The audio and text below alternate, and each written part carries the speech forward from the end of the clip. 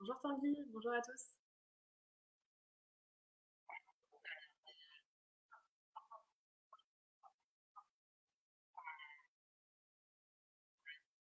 Ah, j'aimerais bien, mais non. Non, non. Je suis une ancienne résidente de la Cité. J'y ai habité pendant 2 ans, de 2016 à 2018. D'abord à la maison de la Tunisie et ensuite à la maison des étudiants suédois. C'était une super expérience. Et durant mon temps à la Cité, j'étais pas mal impliquée. Donc, je faisais partie du comité des résidents de la maison de Tunisie pendant 2 ans. Et ensuite, j'ai eu le plaisir d'être élue à la vice-présidence de la Cité, de la Cité, à la vice-présidence du bureau des résidents de la Cité. Et j'ai pu travailler aux côtés de Sébastien, Clémence et Céline. C'était vraiment super. Et en parallèle de ça, évidemment, je faisais mes études à Paris, dans une spécialité un peu particulière qui est le droit des activités spatiales et des télécommunications. Donc on pourrait dire que je suis juriste spécialisée dans le secteur du spatial.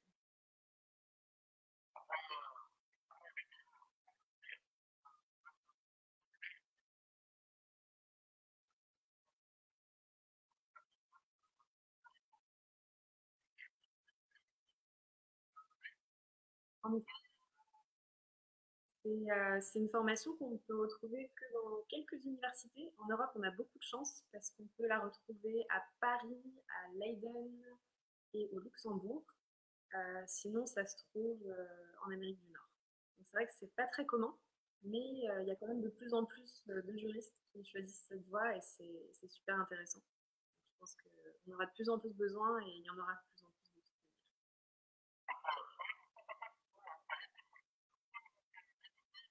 ouais.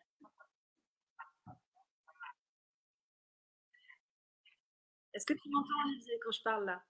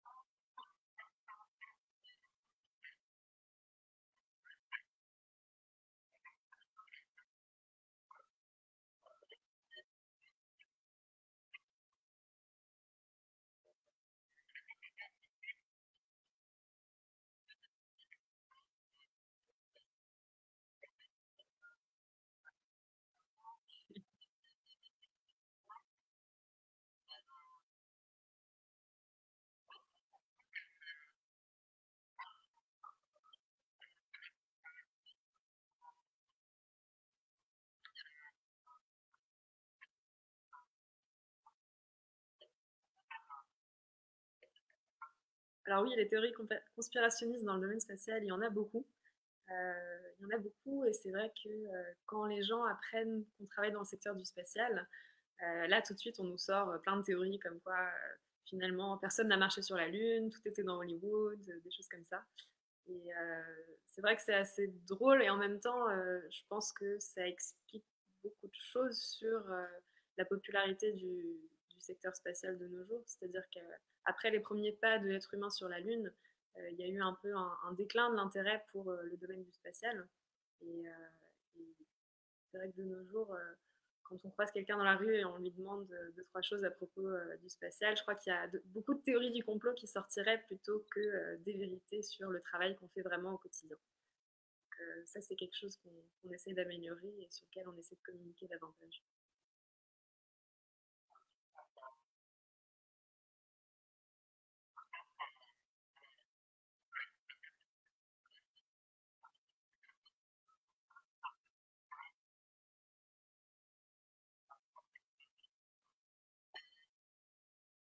Je peux peut-être te dire un petit peu plus sur ma formation si tu veux. Comme ça te laisse régler ton microphone. J'ai fait un parcours juridique assez classique à la base. Donc, je suis diplômée d'un double cursus en licence droit parcours Europe de l'Université de Nantes. Et j'ai ensuite continué sur un master 1 en droit international public à l'Université Paris-Sud, faculté Jean Monnet, aujourd'hui appelée l'Université Paris-Saclay. Euh, et après ce Master 1, je me suis spécialisée dans le domaine du secteur spatial en faisant un Master 2 en droit des activités spatiales et des télécommunications, toujours à l'Université Paris-Saclay, faculté Jean Monnet. Donc, dans cette formation du secteur spatial, on nous apprenait le droit de l'espace à proprement parler, mais aussi toute une série de matières qui étaient reliées à ce droit-là. Donc il faut savoir qu'on ne fait pas juste du droit spatial au quotidien. Il y a beaucoup d'autres choses qui rentrent en jeu, comme la propriété intellectuelle, le droit des contrats, le droit des communications électroniques. Il y a énormément de choses qui rentrent dans le secteur du spatial. Et ça, c'était compris dans ma formation. Après ça, j'ai continué vers un master un peu plus pluridisciplinaire, pas très loin, à Strasbourg, dans une université qui s'appelle The International Space University. Et donc là, c'est une formation pluridisciplinaire qui est ouverte à toute personne ayant un diplôme de niveau au moins licence dans quelle que soit la matière en fait. Et donc ça nous permet d'étudier tous ensemble le même parcours avec des matières de base qui sont l'ingénierie, la science liée au domaine spatial, la médecine, le droit, l'économie et la politique, qui étaient regroupés dans une matière, ce que j'ai trouvé assez drôle, l'art et aussi le management ou comment travailler dans un milieu international. Donc c'est vraiment une expérience de mise à plat de toutes les connaissances qu'il y a à avoir dans le domaine spatial. Et ça permet à des gens comme moi, juriste, de comprendre un peu mieux comment travailler avec des scientifiques et des ingénieurs, mais ça permet aussi à des scientifiques et des ingénieurs de comprendre les enjeux du droit spatial. Et au bout du compte, ça permet à tout le monde de pouvoir mieux travailler ensemble et de pouvoir aller un peu plus loin dans notre collaboration. En fait. C'est vrai Et qu'on c'est peut. dans ce secteur, dans ce master-là, que j'ai commencé mon expérience à l'Agence spatiale européenne. C'est vrai que j'imagine, enfin bon, ça va être le cas dans pas mal de structures liées au droit, mais c'est vrai qu'il y a souvent un aspect quand même assez technique. Certes, il y a la technicité du juriste qui connaît le droit, les imbrications, et qui est capable de faire les cheminements entre les différentes activités, les différentes lois et les empilements de lois, parce que la loi vit au quotidien, j'imagine, également dans l'univers spatial. Mais du coup, il y a quand même une certaine dextérité technique à avoir pour bien comprendre ce que tu lis dans les contrats ou dans les différentes documentations que tu rencontres, parce que c'est un univers d'ingénieurs avant tout, l'espace. Ouais, complètement. Et c'est vrai que quand on débarque avec nos gros sabots de juriste, on a tendance à avoir un peu peur de nous. C'est-à-dire que on a tendance à nous voir surtout comme les personnes qui vont un peu mettre les bâtons dans les roues de la créativité scientifique ou les projets d'ingénierie. Et c'est vrai que pas du tout. J'aime plutôt présenter ce que je fais comme étant une des personnes qui donne les moyens aux scientifiques et aux ingénieurs de faire ce qu'ils font. Et pour ça, c'est primordial qu'on se comprenne. Donc, même si aujourd'hui j'ai des connaissances de base dans ces domaines, ça ne veut pas dire non plus que je suis experte. Je leur fais complètement confiance. C'est un travail d'équipe. Mais c'est important que je comprenne à peu près de quoi on parle afin de pouvoir les aider au mieux. Et du coup, certes, c'est un univers très technique, qui a pas mal d'enjeux, que ce soit financier ou politique, hein. L'espace n'est pas si neutre que ça, finalement. Avant de continuer plus sur la partie droit, je te propose qu'on parle d'une thématique qui est un peu connexe, mais je pense qu'il rattrachera bien. Souvent, quand on parle d'espace, on entend des gens qui vont dire pourquoi envoyer des fusées sur la Lune, des habitants sur Mars, alors que l'habitant en bas de chez moi meurt de faim. Alors, je te propose qu'on parle un peu d'aspects de transfert de technologie, parce que finalement, l'espace nous paraît très loin, mais est très proche de notre quotidien, et très ancré dans notre quotidien. Alors moi, j'avais préparé quelques exemples, mais je pense que tu pourras affiner, également nous parler plus précisément du transfert de technologie, parce que je crois que ça a été une de tes activités il y a pas très longtemps. Dans les quelques exemples que j'avais pu noter, alors il y avait le GPS pour aveugle, le bracelet électronique. Bon, alors c'est pas un super secteur, mais ça sert. Il y a la balise Argos qu'on voit souvent sur les bateaux, le filtrage à air dans les hôpitaux pour rendre des chambres stériles. Donc c'est de période et d'époque en plus. Les poêles en téflon, ça c'est vraiment notre quotidien à beaucoup. Le lait maternisé, les couches absorbantes, le thermomètre auriculaire, la perceuse sans fil pour les bricoleurs du dimanche, mais pas que. Et ces magnifiques chaussures qui sont le comble du style moderne, les Crocs. Voilà. Est-ce que tu peux nous parler un peu de cet aspect transfert de technologie qui est très présent dans l'univers spatial? Ouais, alors pas mal, pas mal, t'as pas mal d'exemples. C'est vrai qu'au quotidien, on utilise énormément d'objets et d'outils qui viennent directement du secteur spatial. Et c'est quelque chose dont on ne se rend pas forcément compte. Euh, et du coup, on entend facilement des remarques, comme tu as pu le dire. Pourquoi s'embêter à aller explorer une autre planète alors qu'on vit parfois si mal sur la nôtre et qu'il y a tellement de problèmes à régler sur la nôtre. Euh, et en général, c'est juste un manque d'information parce que le secteur spatial a quand même un impact direct sur nos vies. C'est-à-dire qu'aujourd'hui, on a tous un téléphone dans la poche et en fait, à chaque fois qu'on utilise ce téléphone, on utilise directement de la technologie liée au spatial. C'est juste qu'aujourd'hui, c'est tellement ancré dans notre quotidien qu'on ne s'en rend même plus compte. Même l'appareil photo de notre smartphone était initialement une technologie du domaine spatial.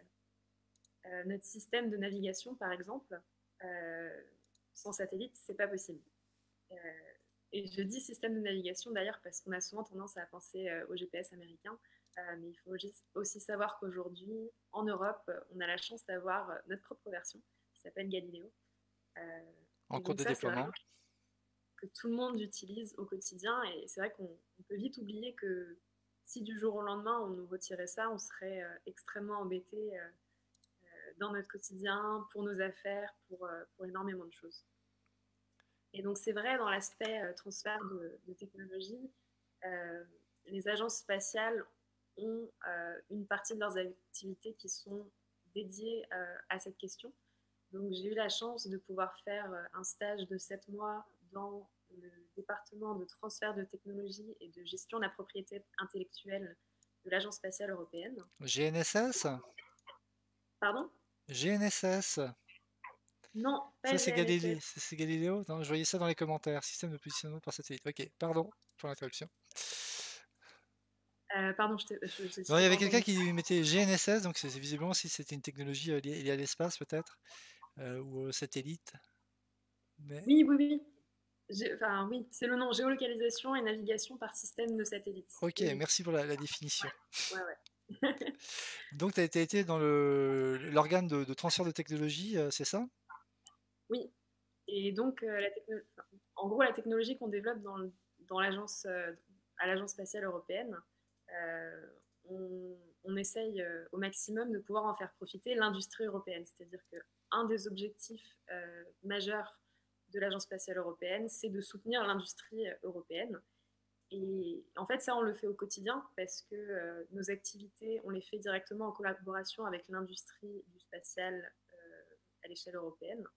Mais grâce au transfert de technologie, ça nous permet aussi de soutenir l'industrie non spatiale. C'est-à-dire que notre objectif, c'est pas de prendre nos technologies et de les redonner à des entreprises du secteur spatial, mais c'est de prendre les technologies du spatial pour les donner à des entreprises du secteur non spatial. Et donc ça ouvre un champ des possibles qui est absolument infini.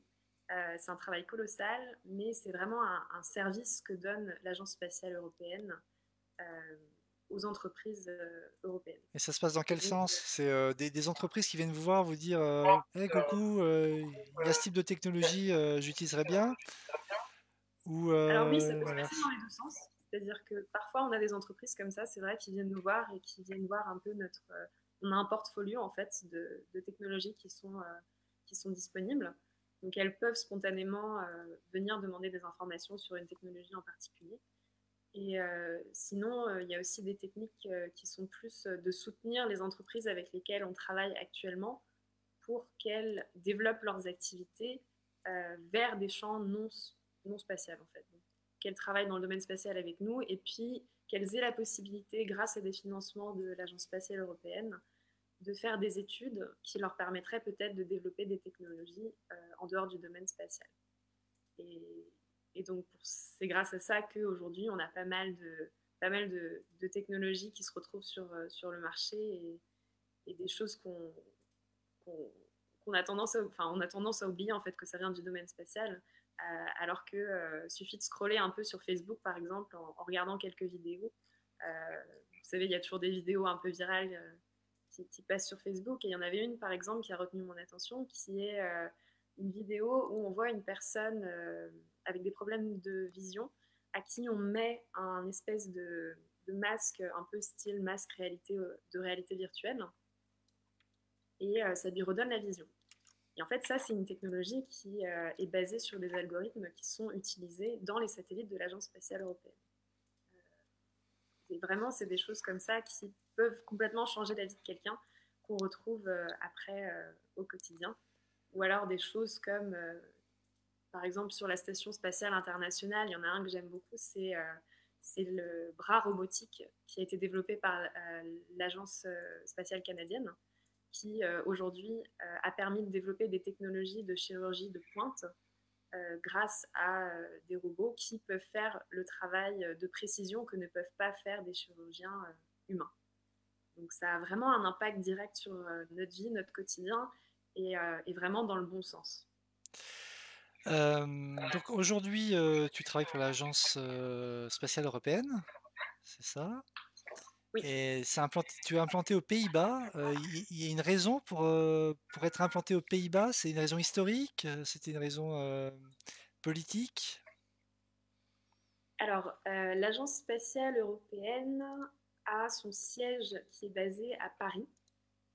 Il faut savoir que l'Agence spatiale européenne, c'est 22 États membres, plus des membres en accord de coopération. Donc, l'Agence spatiale, en fait, a différents centres un peu partout à travers l'Europe. Donc, on en retrouve en France où il y a le siège, on en Être retrouve implanté en aux Pays-Bas, Italie, c'est une en raison Espagne, historique? au C'était une Royaume-Uni, raison en Allemagne. politique? Euh, et aussi, enfin, ça fait partie de la France, langue française. Et donc le centre dans lequel je travaille aux Pays-Bas, c'est plutôt le centre technique de l'Agence spatiale européenne. Donc c'est là où on va retrouver une majorité de nos scientifiques et de nos ingénieurs qui sont en charge de développer les missions. Et c'est là aussi qu'on a la majorité de notre matériel lié au processus de test pour les missions spatiales. Donc on a pas mal de laboratoires dans le domaine de l'optique, dans le domaine de la robotique. Donc c'est vraiment plutôt le cœur scientifique et technique de l'agence. Mais ce n'est pas du tout le seul site de l'agence. Il y en a un autre aussi qui est assez médiatisé, assez connu. C'est à Cologne, en Allemagne. C'est le Centre européen des astronautes. Et eux, par exemple, leur spécialité, c'est de s'occuper des missions des astronautes, de leur entraînement et de leur suivi. D'accord. Donc on est un peu éparpillé un peu partout en Europe. Et donc en ce temps de Covid, le télétravail, depuis partout, pour travailler tous ensemble à travers le monde. Exactement. Donc c'est quelque chose, heureusement, à l'Agence spatiale qu'on faisait déjà, puisque moi, je peux travailler avec des collègues qui sont basés en Italie comme au Royaume-Uni. Euh, donc on était plus ou moins préparés pour cette situation. Mais c'est vrai qu'on est tous en télétravail depuis un peu plus de 2 mois. Là, les choses commencent à reprendre petit à petit à partir de cette semaine. Mais ça va se faire vraiment en suivant des règles très strictes et en respectant la santé de tout le monde, évidemment. Bien entendu. J'en parlais un petit peu tout à l'heure, mais c'est vrai que l'aventure spatiale, c'est une grande histoire, certes de rivalité, parce qu'on pense souvent à la guerre froide, à la compétition de qui enverra le premier véhicule dans l'espace, le premier homme dans l'espace, le premier homme sur la Lune. C'est aussi des histoires de grands échecs, de drames, des accidents. C'est la guerre froide aussi, c'est la grande histoire avec voilà, finalement, bon, les Russes qui devront presque, bon, qui verront leur programme s'arrêter un peu brutalement à l'effondrement du bloc de l'Est. On pense aujourd'hui à la Chine qui a, voilà, dans sa dynamique, national, le rêve d'envoyer des gens très très loin dans l'espace. On a vu ces derniers jours les Iraniens aussi qui envoient des satellites militaires dans l'espace. Bref, beaucoup de concurrence et de compétition, mais c'est aussi beaucoup de collaboration. C'est vrai qu'on parle souvent que la France a beaucoup de technologies embarquées. C'est vrai qu'on voit des missions sur Mars avec un ou deux appareils qui sont issus de labos français. Sur les navettes françaises, on avait des tuiles voilà, pour les rentrer dans l'atmosphère en particulier qui étaient fabriquées en France. Est-ce que voilà, toi tu es passé par la cité, tu as vécu dans un univers cosmopolite et plutôt bienveillant. Est-ce que voilà, cette envie de collaborer, c'est quelque chose que tu retrouves encore aujourd'hui dans ton travail? Est-ce que on ressent quand même un petit peu cette compétition entre les différentes agences? Alors oui, c'est vrai que la cité, ça m'a déjà beaucoup appris sur comment travailler en équipe dans un secteur multiculturel et international. Et ça, c'est quelque chose qui me sert encore au quotidien. Vraiment, la cité, c'est une super école pour ça. Je suis vraiment très heureuse d'être passée par là. Euh, et c'est vrai que dans le domaine spatial, on retient vraiment un peu ce choc des puissances qui se passait à la base. Euh, mais de plus en D'accord, plus, on tend quand même vers une coopération à l'échelle internationale. Et c'est notamment une des choses qui m'a vraiment attirée vers le secteur spatial, c'est que au bout du compte, même s'il y a toujours ce rapport de force entre qui sera le premier, qui ira le plus loin, qui fera le plus, c'est quand même un environnement qui est particulièrement hostile. C'est un environnement dont on sait très peu. Et ce sont des technologies qui coûtent énormément d'argent, qui prend énormément de risques. Et au bout du compte, c'est beaucoup plus facile d'y aller à plusieurs que d'y aller tout seul. Et encore aujourd'hui, c'est ce qu'on voit au quotidien. Donc, par exemple, l'Agence spatiale européenne existe pour la coopération de ses États membres. En fait, nous, notre travail, c'est vraiment de représenter tous nos États membres, de travailler en collaboration avec tous nos États membres et aussi en collaboration avec d'autres agences spatiales. Donc cet aspect compétition, je dirais qu'il est plutôt de l'ordre politique, pas forcément politique à l'échelle de nos agences elles-mêmes, mais plutôt des États en fait. Euh, mais au quotidien, je t'avoue que je retrouve vraiment cette envie de collaborer, d'aller vraiment plus loin. Et c'est vrai que nos scientifiques et nos ingénieurs, quand ils travaillent en collaboration avec la NASA, la JAXA, euh, leur passion et leur objectif, c'est vraiment de faire au mieux. Et c'est pas particulièrement de comparer et de voir à qui pourra mettre le plus d'argent ou qui pourra faire le plus. d'accord. Merci pour cette belle vision finalement, qui est plutôt une vision tournée vers la collaboration. Donc sur le sujet du jour, c'est vrai que le droit de l'espace, c'est quoi la base? C'est un droit plutôt international? C'est plutôt de la bienveillance et ouais, de la bienveillance entre nations? Alors tout à fait, le droit de l'espace, c'est d'abord du droit international public. Donc les acteurs principaux sont des États ou des organisations intergouvernementales. Euh, donc c'est vrai que le droit spatial, dans cette dimension de droit international public, reste de grands principes assez généraux.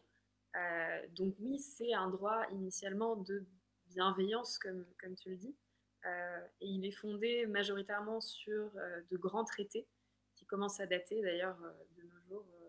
La, le traité qu'on utilise encore le plus, ça reste le traité de l'espace qui date des années 60.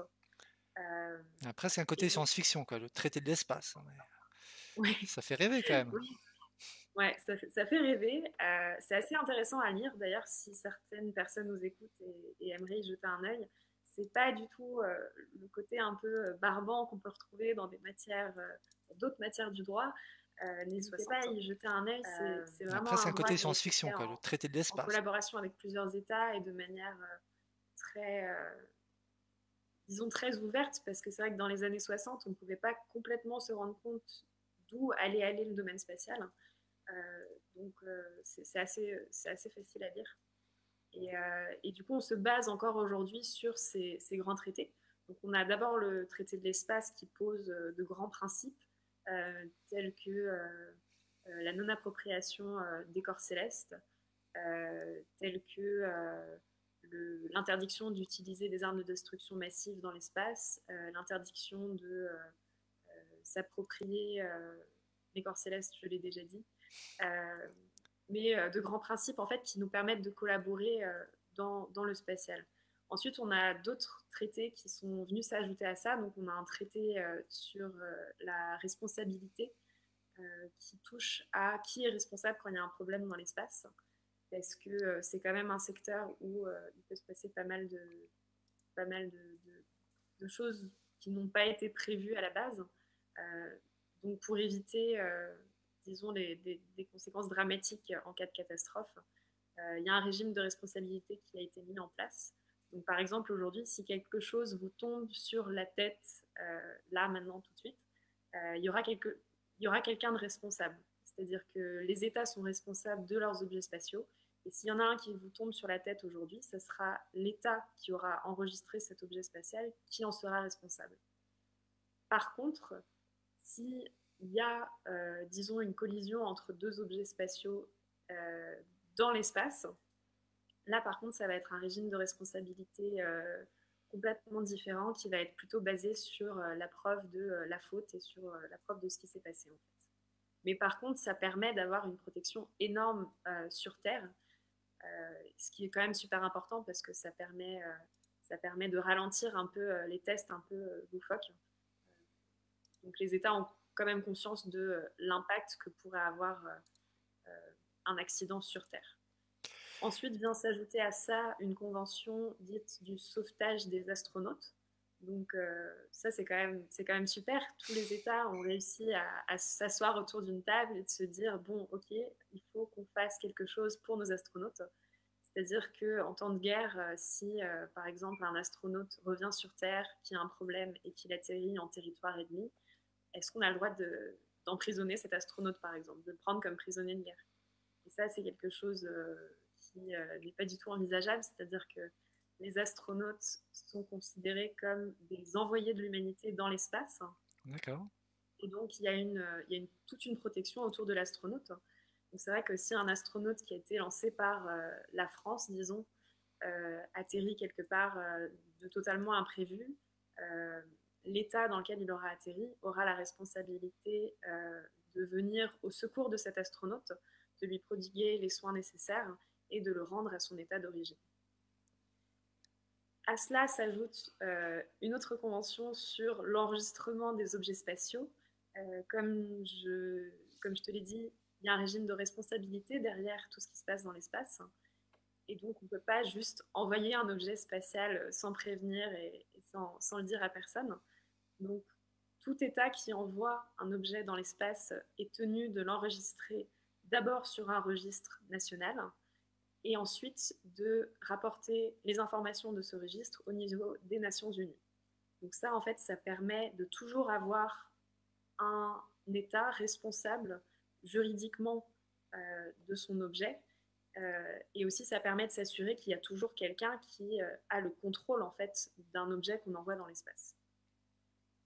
Enfin, il y a un dernier traité qui, là, a été un peu moins soutenu par la communauté internationale, mais qui est quand même relativement important et qu'on utilise encore de nos jours.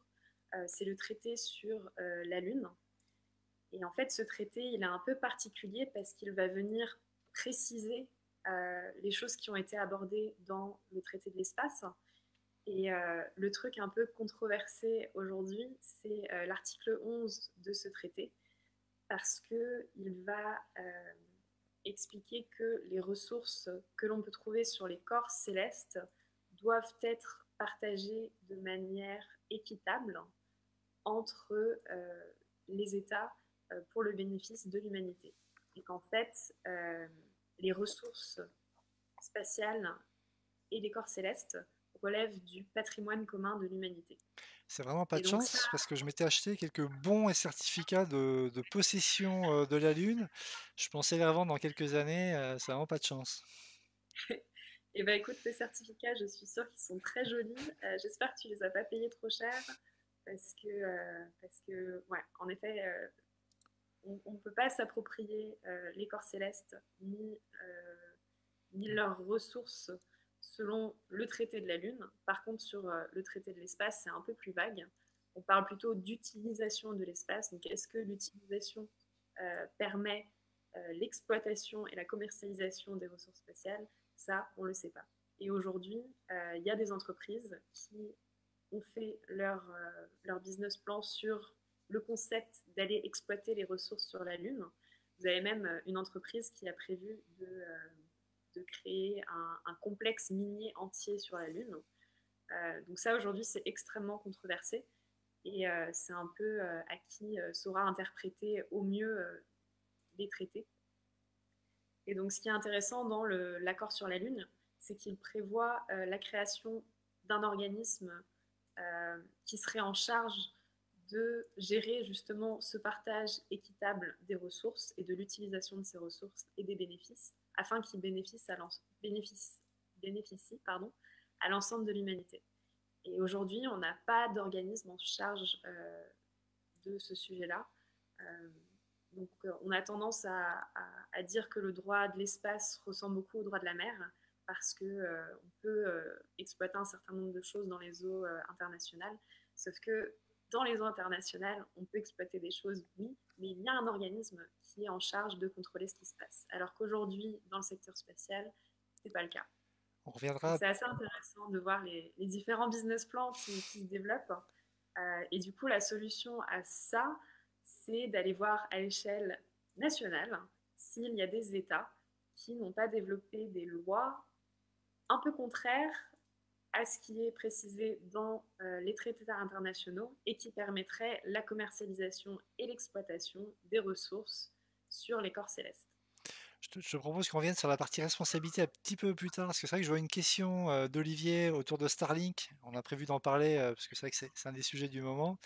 Mais c'est vrai que Ouais. ça permettra de revenir et voir peut-être, voilà, ça sera peut-être un sujet, voir s'il y a quand même il y a bien un organisme qui doit un peu réguler, ou en tout cas qui fait un peu arbitre. Bon, enfin, on reposera la question tout à l'heure.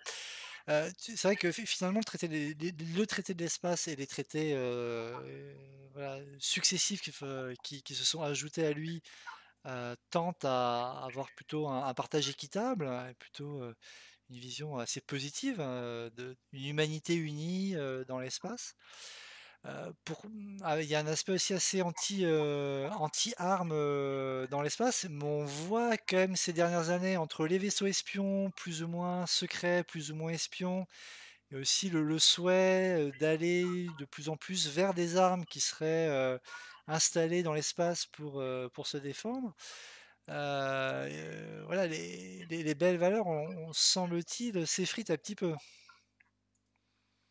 Ouais, alors c'est vrai que de plus en plus on entend des discours qui relèvent de la militarisation de l'espace. Il y a quelque chose qui a été pas mal médiatisé ces derniers temps, qui est la création d'une Space Force américaine. Euh, donc on a l'impression d'être un peu dans Star Wars et ça y est, ça va être la guerre dans l'espace. Et ça y est, tous les fans de science-fiction nous montrent le dernier bouquin qui l'avait prédit, ça y est, ça arrive. Alors c'est un tout petit peu plus compliqué que ça, parce que en effet, le traité de l'espace a été créé dans une optique pacifique, mais ça ne veut pas dire que les armes ne sont pas mentionnées ou qu'elles sont complètement interdites. C'est-à-dire que ce que dit le traité de l'espace, c'est que, par exemple, les armes de destruction massive, c'est pas possible. Ça, c'est complètement interdit. L'utilisation de la Lune et des corps célestes à des fins militaires, ça pareil, c'est pas possible. C'est-à-dire qu'on doit utiliser la Lune et les corps célestes à des fins exclusivement pacifiques. On a aussi à côté de ça, par contre, une provision dans le traité qui nous dit qu'on peut utiliser du personnel ou du matériel militaire pour l'exploration. Et donc ça, c'est une nuance quand même assez importante parce que ça veut dire qu'on peut tout à fait avoir une Space Force au final qui peut aller se promener dans l'espace à partir du moment où il n'y a pas d'utilisation d'armes sur la Lune ou s'il n'y a pas d'utilisation d'armes de destruction massive dans l'espace. Et il y a aussi une chose dont on ne se rend pas forcément compte, mais en fait, ce qu'on veut dire par l'interdiction des armes de destruction massive dans l'espace, c'est leur utilisation. C'est-à-dire que si on veut envoyer une bombe nucléaire sur la Lune, ça, évidemment, c'est complètement interdit. Par contre, le fait que des armes de destruction massive euh, passent, passent en fait juste dans l'espace, qu'il y a un transfert, par exemple, des missiles balistiques, ça, c'est pas interdit, c'est tout à fait possible. Donc si c'est juste en transit, c'est possible.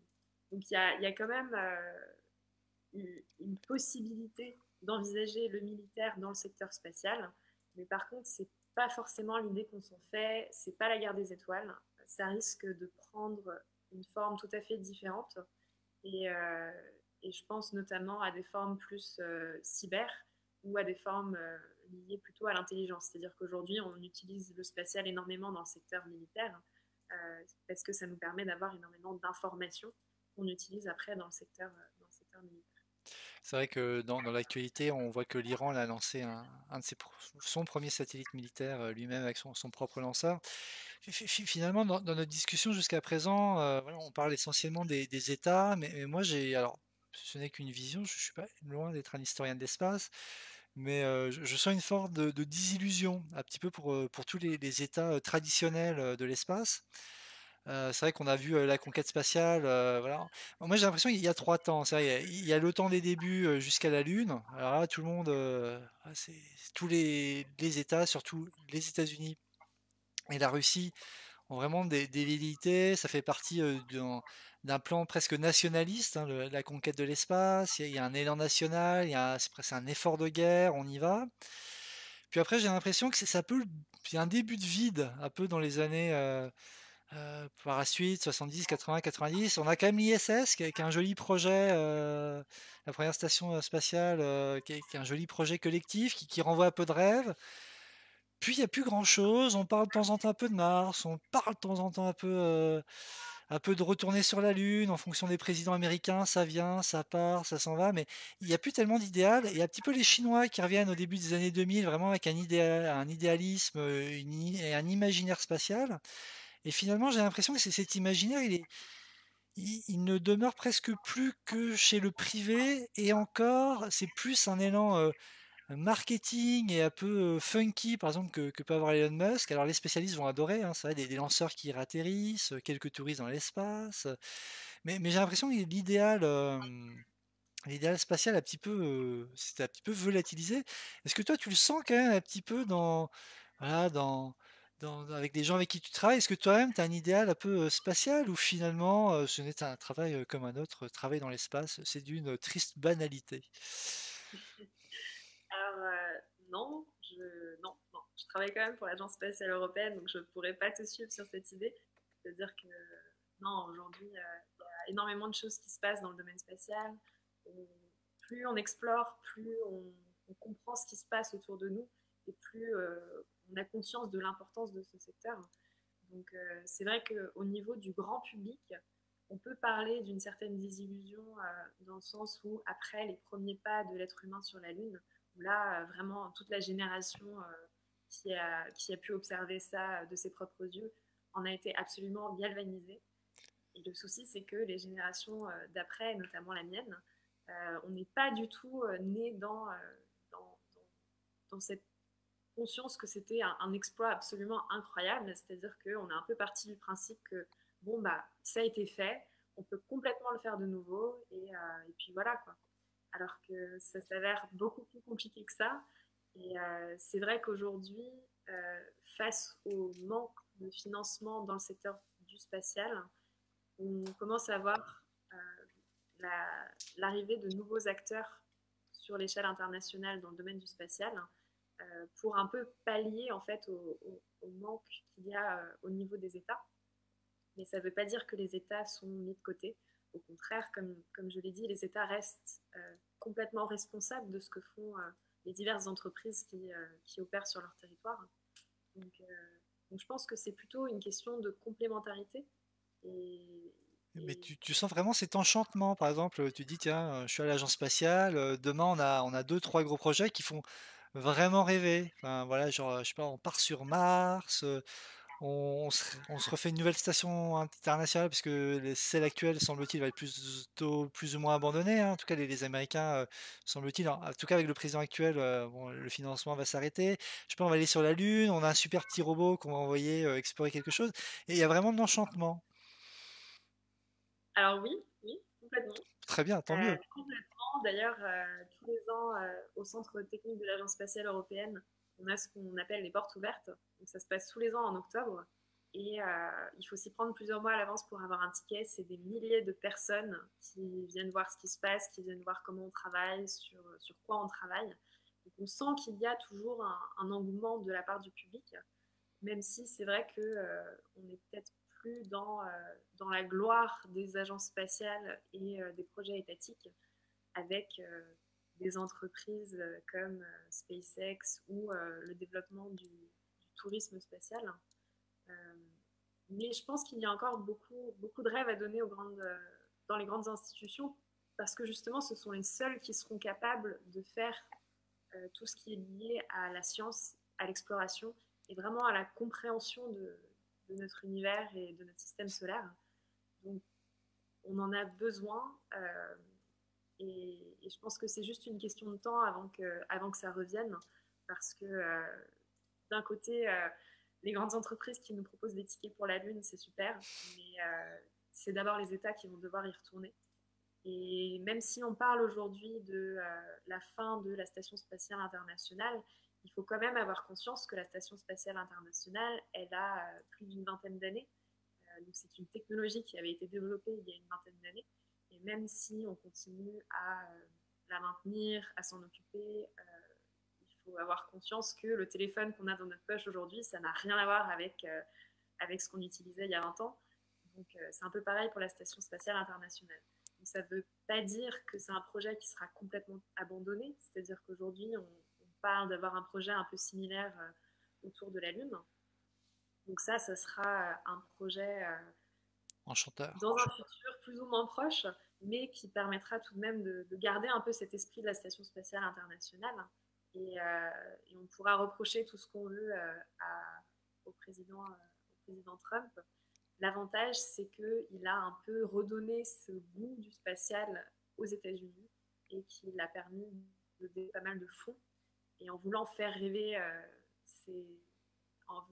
les électeurs, il a recommencé à faire rêver les Américains qui, je trouve, ont impulsé un nouveau sentiment de rêve et d'avoir envie d'aller chercher la Lune, d'aller chercher Mars. Et je pense que ça va aller en s'accroissant. Parce que c'est vrai que bon, voilà, juste à parté, c'est vrai que la recherche fondamentale, ça reste quand même une des bases après pour l'applicatif, donc faut pas c'est quelque chose qu'il faut pas oublier. C'est vrai qu'on peut voir en France, par exemple, on est très bon en maths, dans d'autres pays, ils sont très bons dans plein de choses, mais c'est vrai que la recherche fondamentale reste quelque chose d'important. D'ailleurs, ben, c'est vrai que comme tu en parlais, de plus en plus, voilà, finalement, presque la seule image qu'on a aujourd'hui de l'espace, malheureusement, c'est plutôt, ça vient du privé. Alors c'est vrai qu'on a SpaceX qui fait une quasiment par semaine. Alors un jour c'est un propulseur qui réatterrit, le lendemain c'est la fusée pour Mars qui se crache, mais ils ont décollé de 3 mètres de plus que le tir d'avant, donc c'est cool. Des fois on a aussi voilà, des messages un peu surprenants. Par exemple, il y a Jeff Bezos, donc si je dis pas de bêtises, c'est Blue Origin, sa boîte spatiale. Voilà, il faisait une ode à la NASA. Il disait non, mais nous on est là, mais la NASA reste quand même l'élite. C'est eux qui nous ont donné envie de ça, ceux qui ont produit les technologies de base, qui continuent à produire tout. Donc on voit que finalement, des fois, les messages sont surprenants. Est-ce que au niveau droit, ça change quelque chose d'arriver de tous ces acteurs? Parce que les acteurs privés, ils sont pas nouveaux. C'est vrai qu'on a finalement la plupart des satellites, si je dis pas de bêtises, c'est du privé, c'est de la télécommunication, de la navigation, certes, là, c'est plutôt les États. D'avoir autant de privés dans les lanceurs, c'est quand même un peu nouveau. tout cas, j'en ai l'impression. Pour vous, ça change quelque chose en termes de responsabilité, en termes de droit, en termes d'assurance? Alors oui, complètement. D'une part, au niveau des lanceurs, ça se passe quand même beaucoup au niveau national, c'est-à-dire que aux États-Unis, on voit beaucoup se développer de nouvelles technologies au niveau des lanceurs. Et donc les États-Unis ont développé toute une législation afin de pouvoir non seulement soutenir ces développements, mais de vraiment pouvoir les utiliser pour leur programme spatial. Euh, Après, c'est une tendance qu'on voit beaucoup moins en Europe, c'est-à-dire qu'en Europe, on préfère utiliser des technologies qui sont prouvées, on préfère limiter les dégâts en fait. C'est-à-dire que certes, Elon Musk est capable de choses assez impressionnantes, mais en tant qu'entreprise, il est aussi capable de pouvoir échouer autant qu'il le veut, sans complètement remettre en question les politiques qui soutiennent une agence spatiale, les financements qui soutiennent une agence spatiale. Donc c'est vrai que ce sont des risques qu'il prend à titre d'entreprise qu'on ne peut pas forcément prendre au titre des agences spatiales. Parfois, on a presque Après, l'impression que c'est une technique ex-URSS. Il lance, ça explose, on apprend, on relance, on explose, on réapprend. Ça, nous, c'est pas tellement nos. On a plutôt, nous, tendance à faire des modèles prévisionnels et à essayer que le premier lancement presque marche. Enfin, je caricature et un en fait, peu. ce qu'on a tendance à faire, c'est une fois qu'on a quelque chose qui fonctionne et que ça nous permet de faire ce qu'on a besoin de faire, on ne va pas chercher à tout changer, tout chambouler. C'est pour ça qu'aujourd'hui, on utilise toujours le Soyouz russe pour aller à la Station spatiale Solide. internationale. C'est une technologie qui a été prouvée, qui est mise à jour, mais pas complètement repensée. Donc c'est vrai qu'Elon Musk, il arrive un peu avec un schéma complètement différent qui est on arrive à faire ça, super, qu'est-ce qu'on peut faire d'autre? Et ça, c'est génial parce que ça a ça a un peu bousculé le secteur spatial dans le sens où là, aujourd'hui, les agences spatiales commencent à se poser des questions et commencent à comprendre qu'il y a d'autres choses à faire et qu'il y a d'autres possibilités à explorer. Euh, et ça aussi, au niveau des États-Unis, l'avantage de baisser les coûts en quelque sorte, c'est-à-dire que à la NASA, quand on a un budget pour développer un lanceur comme celui d'Elon Musk, ça fait un peu grincer des dents si ça marche pas. Donc c'est beaucoup plus pratique si c'est une entreprise qui le développe et une fois que ça marche, là on peut l'utiliser pour nos missions spatiales. Donc je pense que c'est intéressant parce que ça apporte de nouveaux acteurs à l'échelle internationale pour le spatial.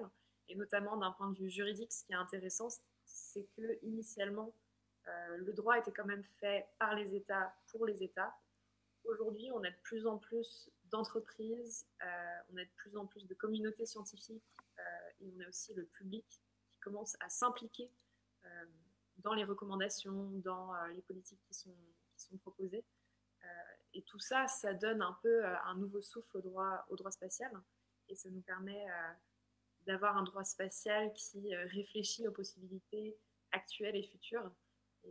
Et donc c'est super en fait parce que ça nous donne des acteurs en plus afin de pouvoir réfléchir à ce qu'on pourrait faire de plus. Euh, c'est vrai que bah, un des sujets, on va dire, d'actualité autour de cette privatisation, on va dire, du ciel et des lanceurs, c'est la constellation Starlink. Euh, donc, si j'ai bien compris ce que tu nous disais tout à l'heure, finalement, voilà, c'est une entreprise américaine, donc elle fait ses demandes aux États-Unis pour se voir accorder des lancements d'objets aériens, on va dire ça comme ça. Eux, alors, je crois bon, c'est plusieurs dizaines de milliers d'objets. Aujourd'hui, je crois qu'on a à peu près 12 000 satellites. Eux, c'est limite 5 à 10 fois plus qu'ils veulent mettre en l'air. On en voit dans le ciel, on voit de la pollution lumineuse pour certains. On pense que ça va même perturber certains animaux qui se dirigent avec les étoiles. Et il n'y a pas un gendarme, il n'y a pas de régulateur finalement de l'espace. Un peu aussi ce que j'ai compris de l'échange au début. Donc finalement, une fois qu'un État a dit OK, vous pouvez envoyer, on part, il n'y a pas vraiment de recours possible. Alors, je crois que c'est 12 000 satellites à vérifier, mais je crois que c'est 12 000 satellites pour Starlink. Je D'accord. crois que ça, c'est leur objectif à eux. Et je crois que le souci, c'est qu'aujourd'hui, on parle d'à peu près de 2000 satellites qui sont actuellement en état de fonctionnement. Donc, ce qu'il prévoit, c'est absolument énorme. C'est sans précédent. Euh, donc Starlink, c'est assez intéressant parce que c'est du jamais vu. Et c'est vrai que les États-Unis leur ont proposé une situation et un environnement qui leur a permis de faire ce qu'ils sont en train de faire. Par contre, il ne faut pas du tout croire qu'il n'y a pas de régulateur à ce niveau-là. C'est-à-dire que aujourd'hui, on a une organisation qui s'appelle l'Union internationale des télécommunications, qui est en plus une des plus anciennes organisations intergouvernementales encore en fonctionnement. Et donc cette Union internationale des télécommunications, donc l'UIT, est en charge de décider qui pourra utiliser telle ou telle orbite, mais aussi telle ou telle fréquence. Donc il y a vraiment un modèle qui est réfléchi à ce niveau-là sur qui a accès, comment est-ce qu'on a accès, quelle demande d'autorisation il faut faire. Après, évidemment, les États-Unis ont pris un certain nombre de responsabilités pour leurs entreprises et défendre les intérêts de leurs entreprises au niveau de l'unité. Et il y a aujourd'hui beaucoup de discussions au sujet des constellations telles que Starlink, parce que ça pose des problèmes d'ordre administratif d'une part, c'est-à-dire que quand initialement on demandait l'autorisation pour un satellite, là on se retrouve à demander une autorisation pour 12 000 satellites. Donc qu'est-ce qu'on fait? Est-ce qu'on fait 12 000 demandes? Est-ce qu'on en fait une? Comment ça se passe à ce niveau-là? Et ensuite, il y a aussi la question de la responsabilité pour les dommages potentiels causés par ces satellites.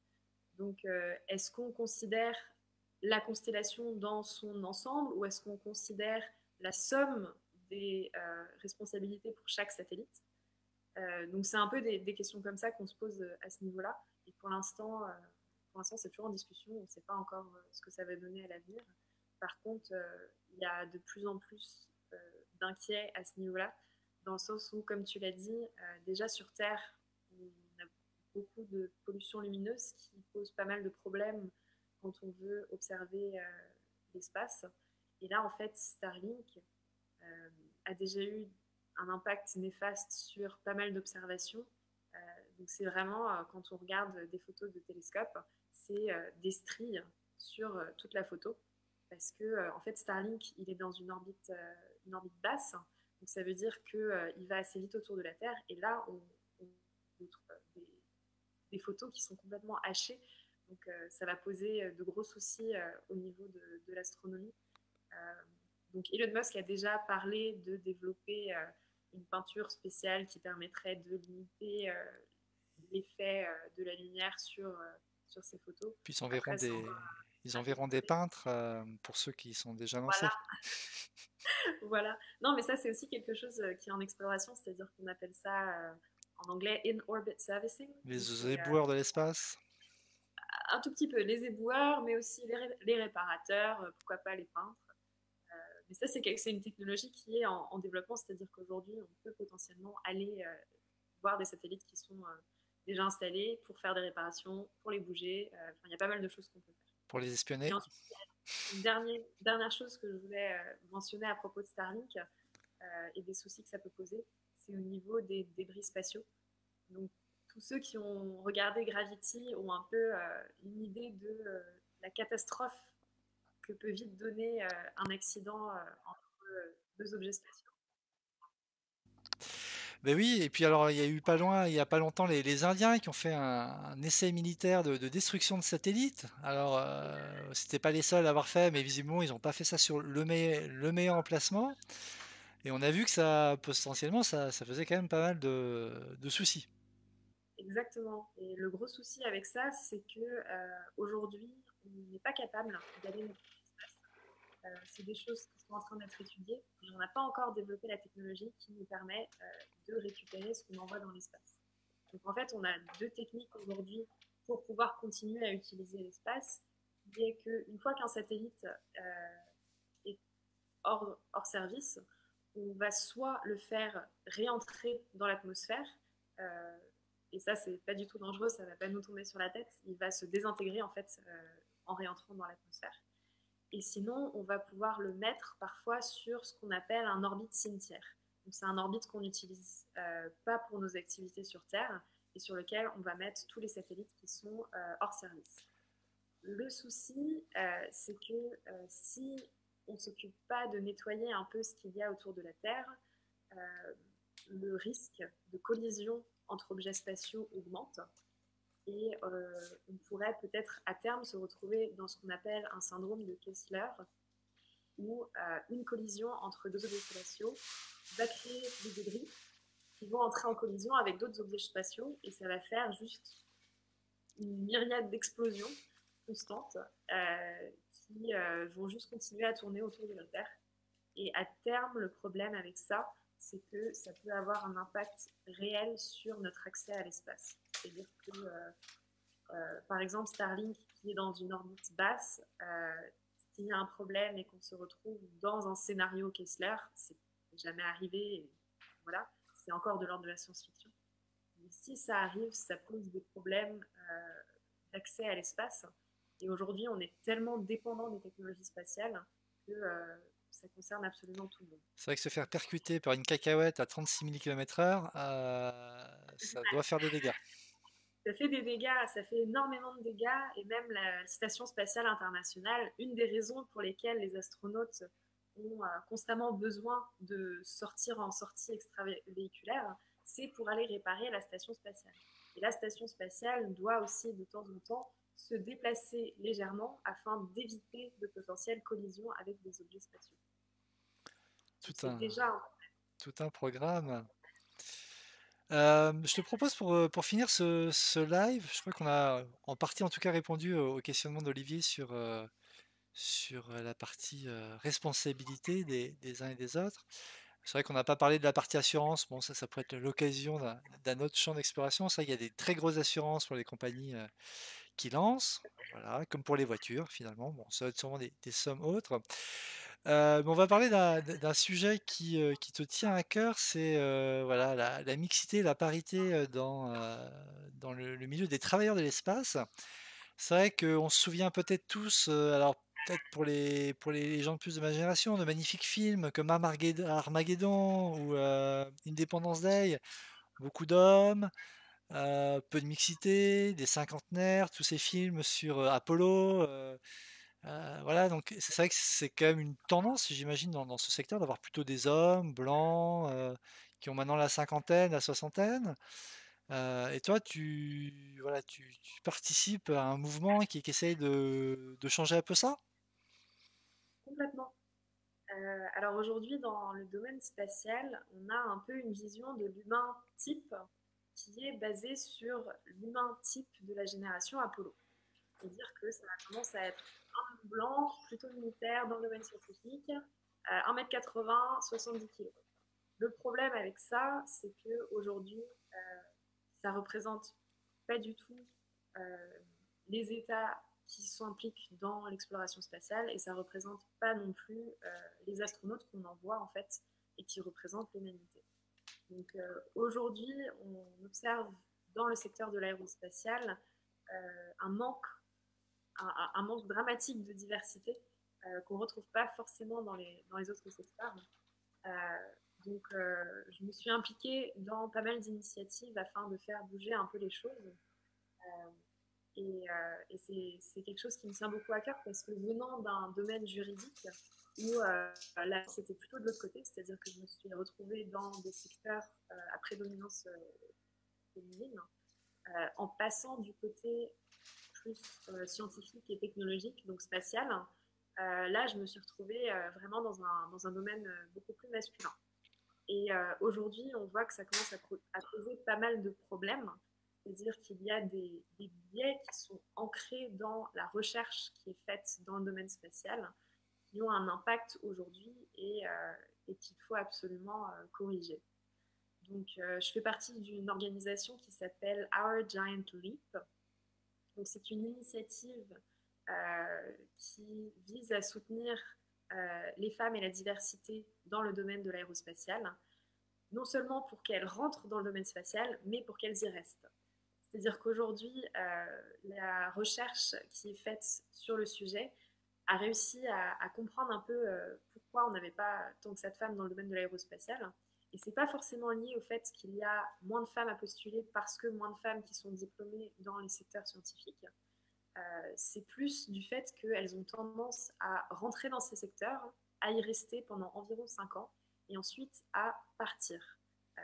Et elles partent pourquoi? Parce que c'est un environnement qui reste encore aujourd'hui un bastion masculin, parfois assez hostile. Et c'est ça aujourd'hui dont on essaye de discuter. Donc Our Giant Leap, c'est une initiative d'une organisation un peu plus grande qui s'appelle le SGAC, Space Generation Advisory Council. C'est une organisation qui est directement rattachée aux Nations Unies. Donc c'est vraiment quelque chose d'assez unique, c'est super, parce que les projets qu'on fait peuvent être directement proposés et présentés au bureau des Nations Unies en charge des affaires spatiales. Et donc, notre proposition est surtout axée sur comment est-ce qu'on peut développer des stratégies pour attirer des femmes dans le secteur spatial, mais aussi pour les garder dans le secteur spatial. Donc, on commence en septembre par un événement en personne, où on va discuter de différentes choses, de différentes stratégies, du manque de données, par exemple, aussi sur les femmes dans le secteur spatial. Donc, par exemple, il n'y a pas si longtemps, il devait y avoir la première sortie extravéhiculaire opérée par 2 femmes astronautes. On en a beaucoup parlé et en fait, il y a eu pas mal de soucis et finalement, ça ne s'est pas fait tout de suite.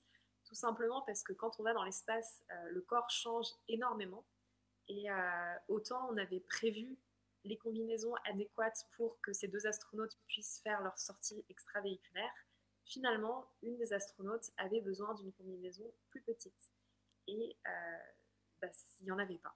Il n'y en avait tout simplement pas parce que ces combinaisons et cette station internationale a été faite à une époque où les femmes n'étaient pas considérées dans le secteur spatial. Et donc aujourd'hui, ça nous pose des soucis. Et il y a aussi toute une réflexion au niveau de la médecine également qui vient juste d'être entamée il y a quelques années. Parce que jusqu'ici, les études qu'on faisait était plutôt basé sur l'humain type qui était un homme blanc occidental. Et après, on déclinait un peu ça sur le reste des astronautes en se disant que les femmes, c'était un peu comme l'humain type, mais avec quelques complexités en plus.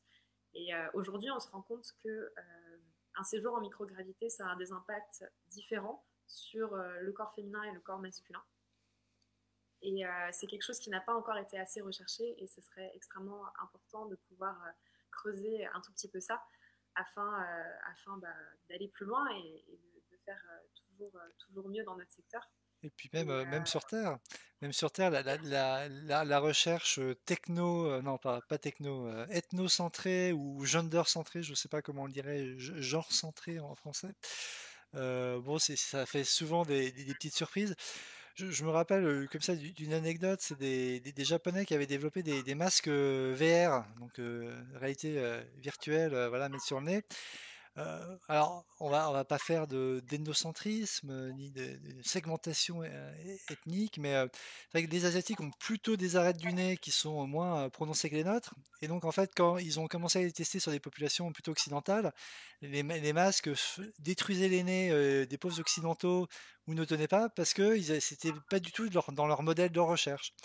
Donc c'est vrai que même ici-bas, voilà, on se retrouve parfois avec des petites blagues dans des secteurs même très proches du quotidien. Donc c'est une bonne chose que dans l'espace aussi, parce que quand nous irons tous demain dans l'espace, il faudra qu'on ait des combinaisons adaptées. Complètement. Et puis, ce que tu dis, c'est aussi quelque chose qu'on retrouve dans tout ce qui est plus technologique. Par exemple, l'intelligence artificielle. Donc aujourd'hui, c'est vrai que des programmeurs, c'est plutôt des gens, enfin des hommes blancs américains. Et quand ce sont exclusivement ce type de personnes qui sont à l'origine des technologies qu'on utilise au quotidien, il y a des biais implicites qui sont directement encodés en fait dans ces technologies. Et ça pose problème aujourd'hui parce que quand quelqu'un issu d'un milieu complètement différent, avec une couleur de peau complètement différente, va pas pouvoir avoir la même utilisation de cette technologie que la personne qui l'a développée.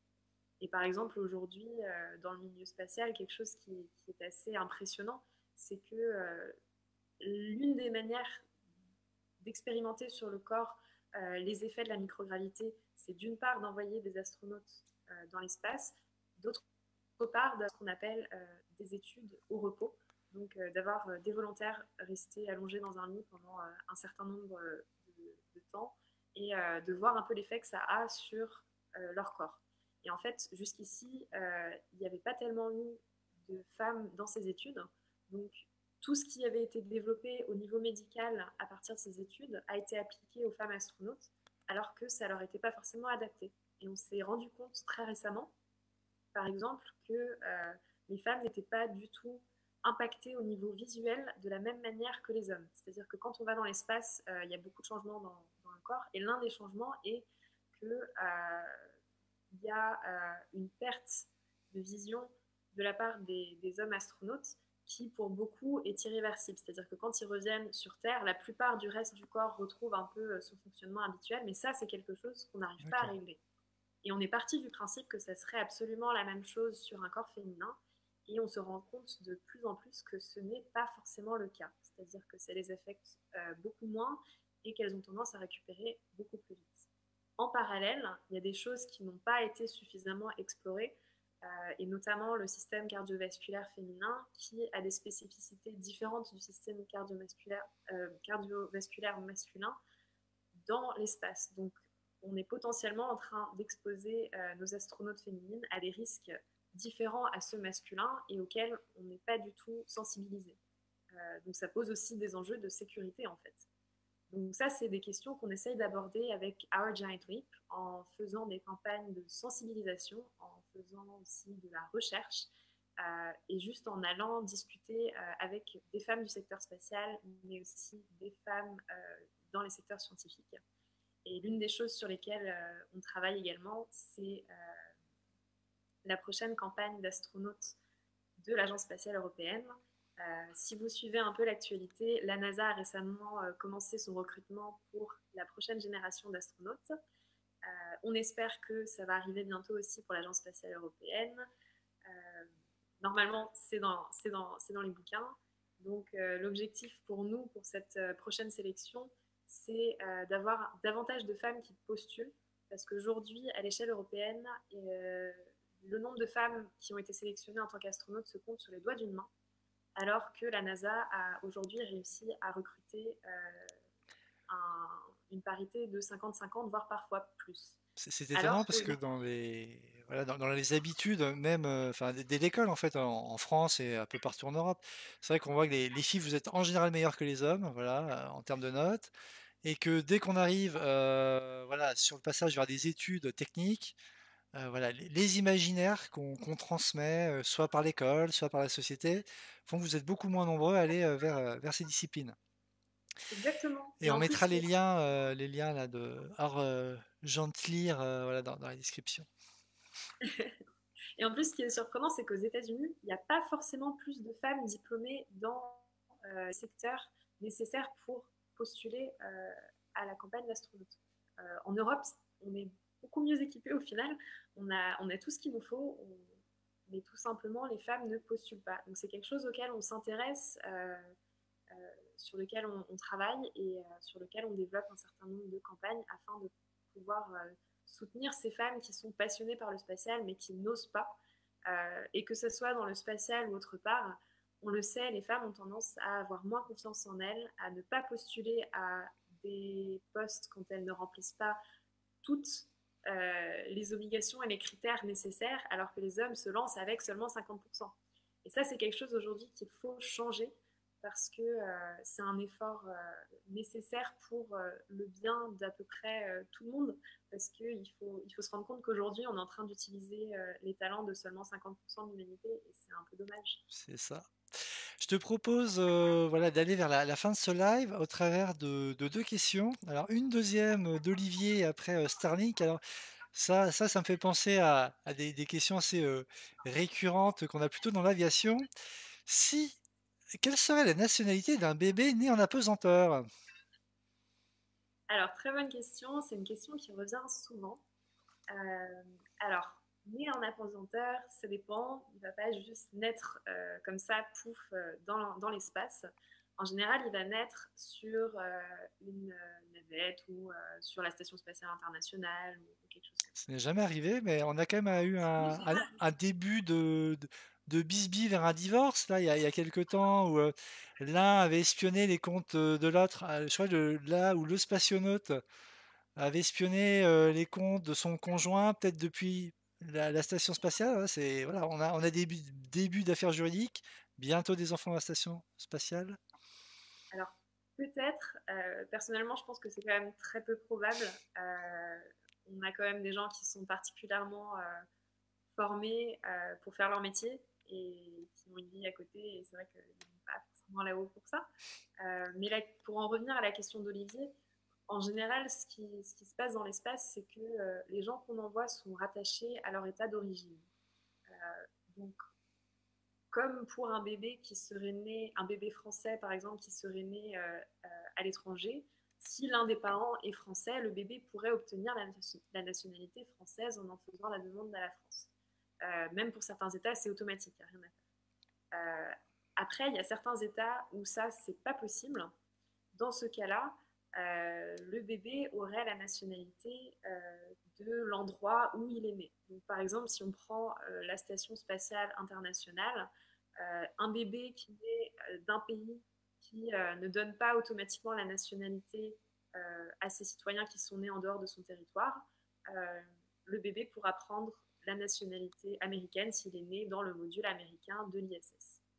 Ok, très bien, merci. Donc il ne sera pas issacien ou lunien.